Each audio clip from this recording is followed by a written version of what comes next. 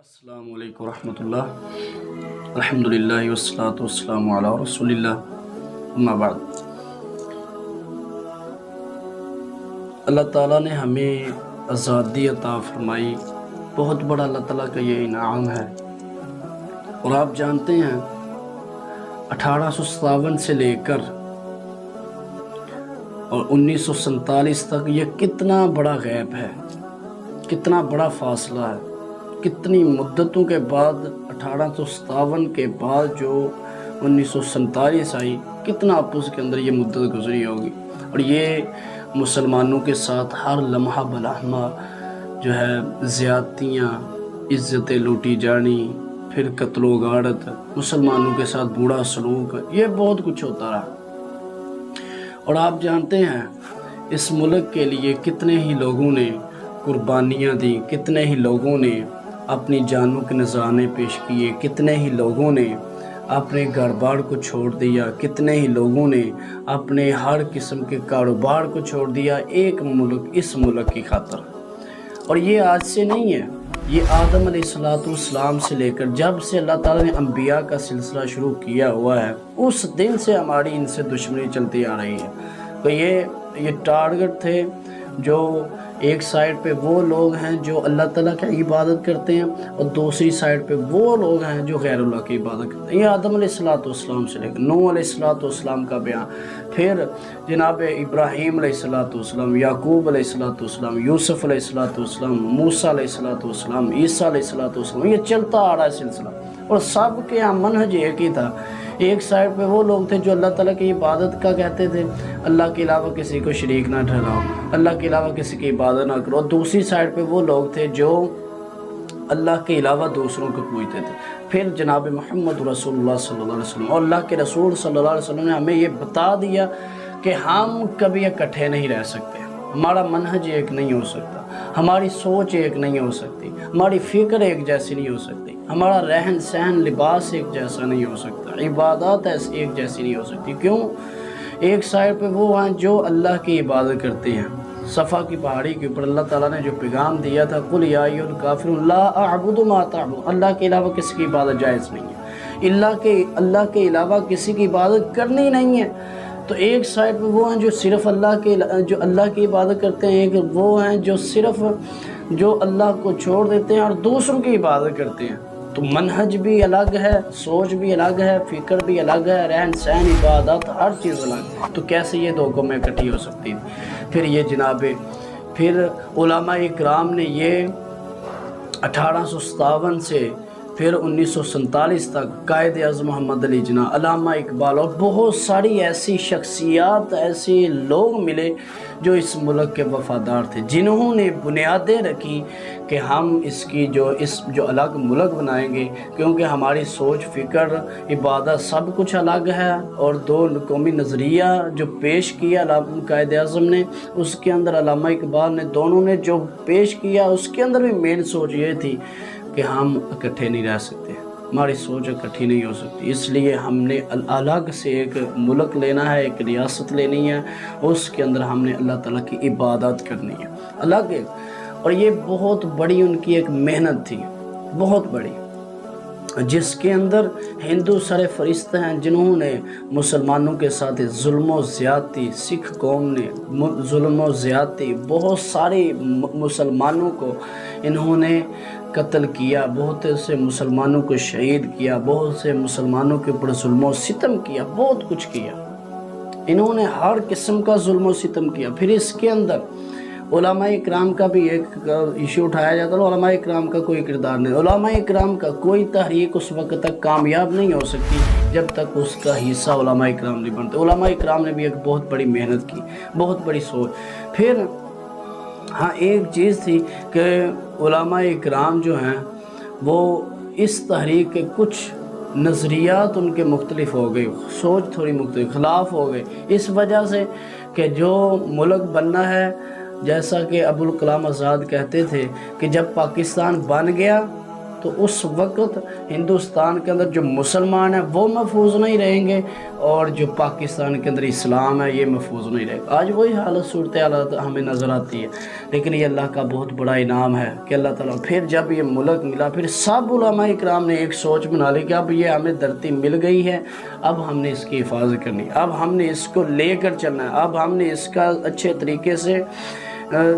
طریقے سے ان سب لوگوں کی ایک فکر اور سوچ بنانی ہے کہ ہم اللہ کے علاوہ کسی کے سامنے جھکنے۔ اور علماء اکرام عالم دین جو ہوتا ہے اس کی سب سے پہلی فکر اور سوچ یہی ہوتی ہے، وہ کسی کے سامنے جھکتا نہیں ہے، کسی کے سامنے گھٹنے نہیں ٹیکتا، کسی کے سامنے اپنا سر نہیں جھکاتا، کسی کے سامنے سجدہ نہیں کرتا اللہ کے علاوہ۔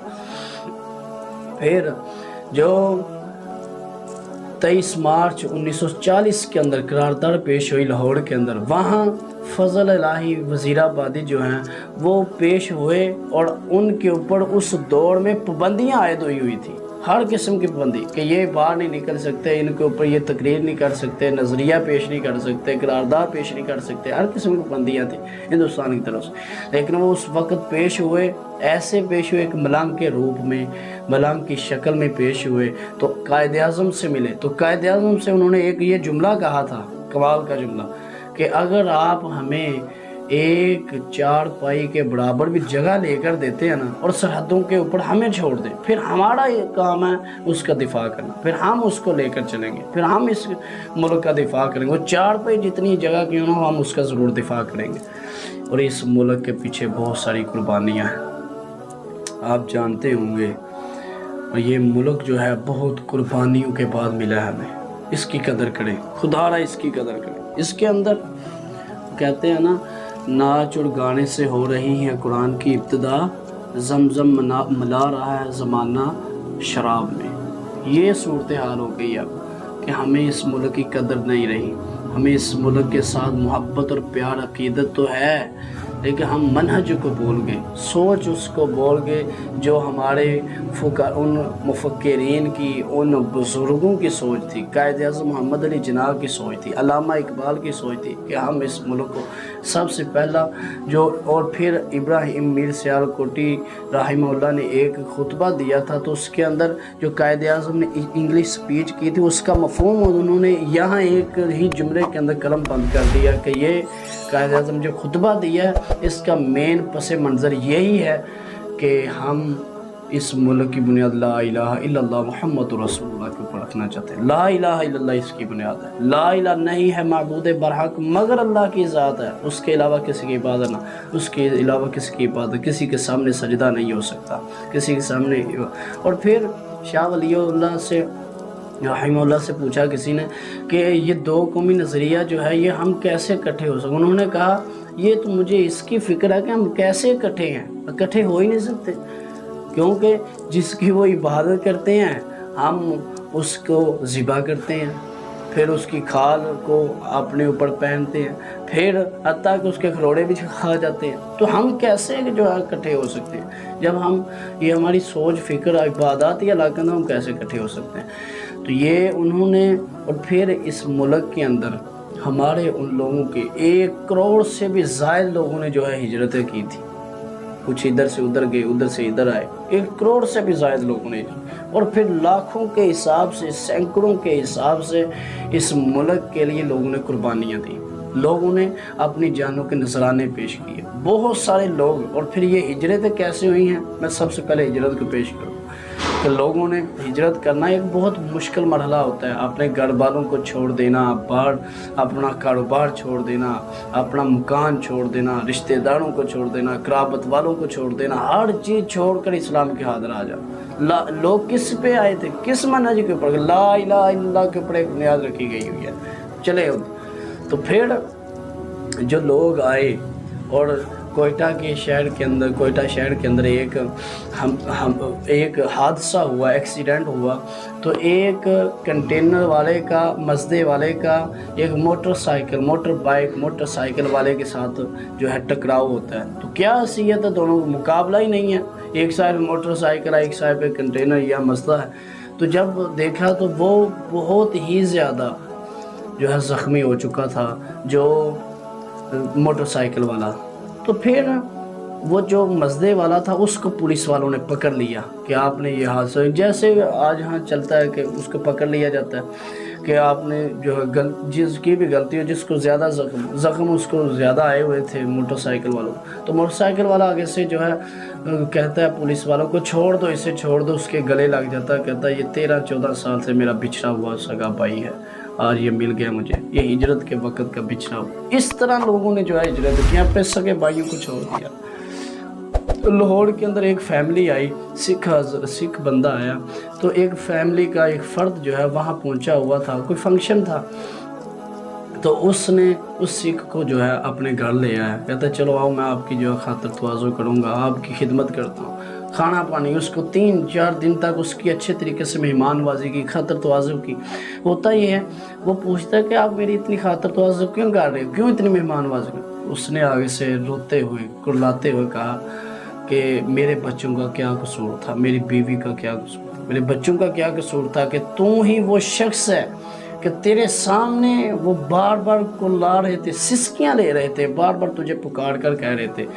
پاکستان بنا ہے، تو ان بچوں کا کیا قصور تھا؟ تم نے میرے سامنے میرے بچوں کو قتل کر دیا تھا، میرے سامنے میرے بچوں کو شہید کیا، تو ذرا تجھے رحم نہیں آیا کہ میں چھوٹے چھوٹے معصوم بچوں کو مار رہا ہوں؟ تم نے بالکل بھی احساس نہ کیا، تم نے میرے سامنے یہ کام کیا تھا۔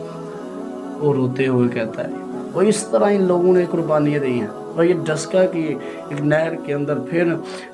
پہلے پانی آتا تھا، اس دن نا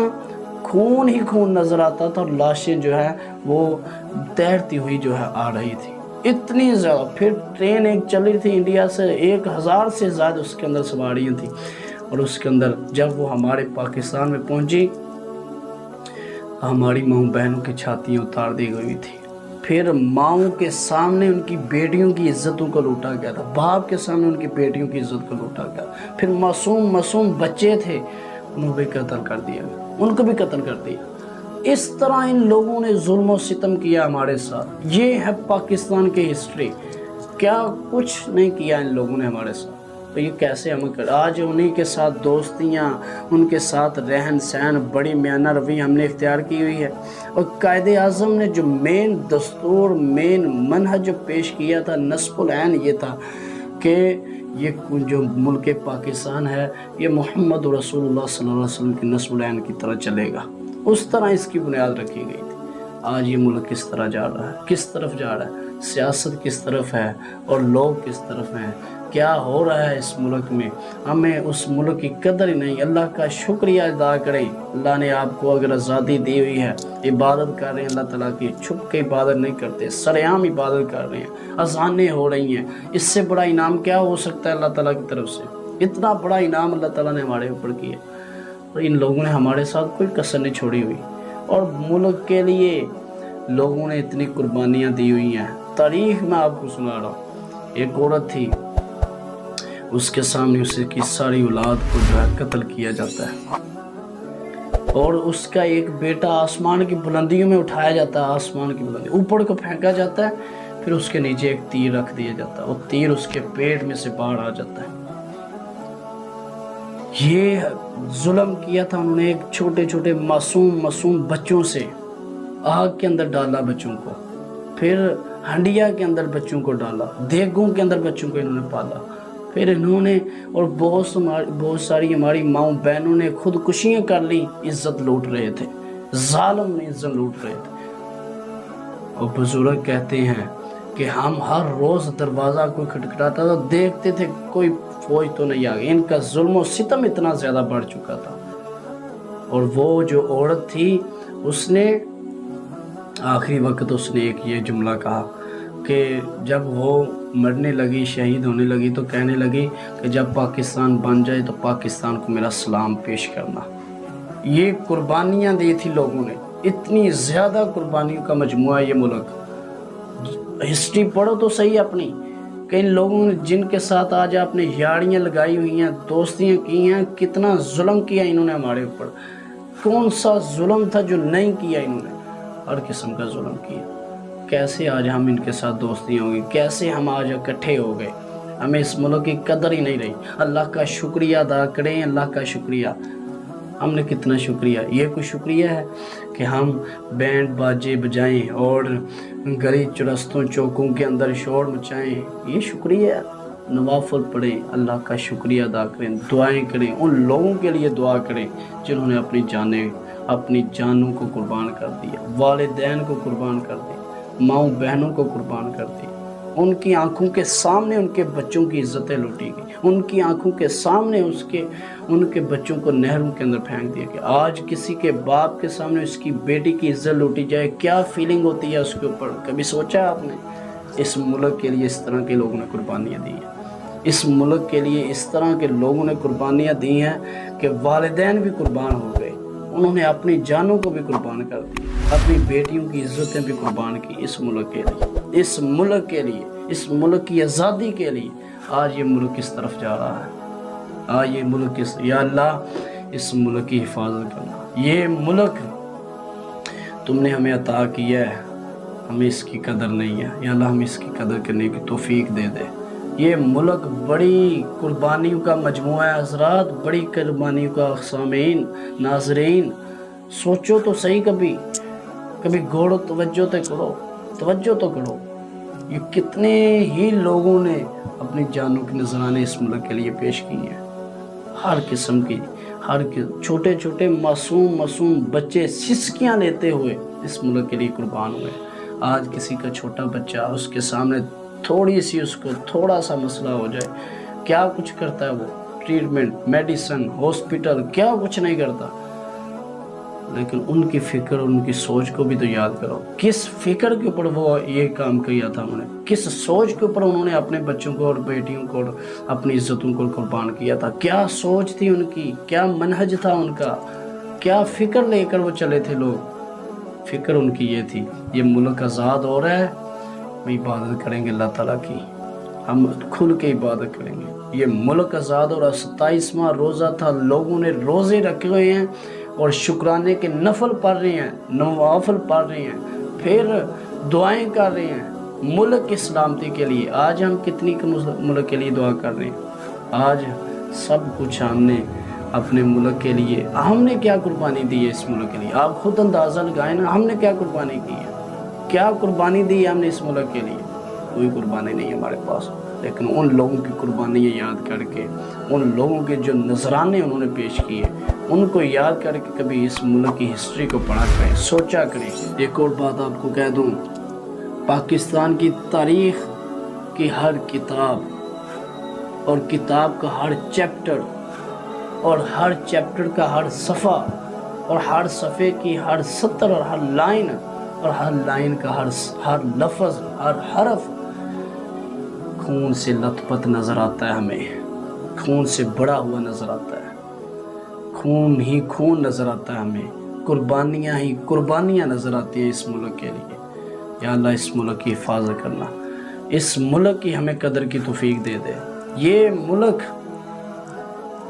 जिस नज़रिए के ऊपर बना था, या अल्लाह उसी के ऊपर दोबारा कायम, इसकी बुनियाद को जिसके ऊपर रखी गई थी वो बुनियादें या अल्लाह इसकी कच्ची हो गई, वो बुनियादें इसकी पक्की कर दे और हमें इस मुल्क का अच्छे तरीके से एहतराम करने की, कदर करने की तौफीक अता फरमा और अल्लाह का शुक्रिया अदा करें। अल्लाह ताला हमें इस मुल्क के लिए, इस मुल्क की सलामती के लिए, जो लोग भी इस मुल्क के साथ मुखलिस हैं, खालिस हैं, चंद लोग हैं जो मुखलिस और खालिस हैं, या अल्लाह उनकी भी हिफाजत कर और इस मुल्क की भी हिफाजत कर। जो भी इस मुल्क का दुश्मन है उसको नेस्त महबूद कर दे, उसको तबाह बर्बाद कर दे। जो भी इस मुल्क का वफादार शख्स है या अल्लाह उसको और ज़्यादा तरक्कियाँ अता फरमा। पाकिस्तान जिंदाबाद, पाकिस्तान आपको सलाम मेरा, पाकिस्तान ताबिंदाबाद।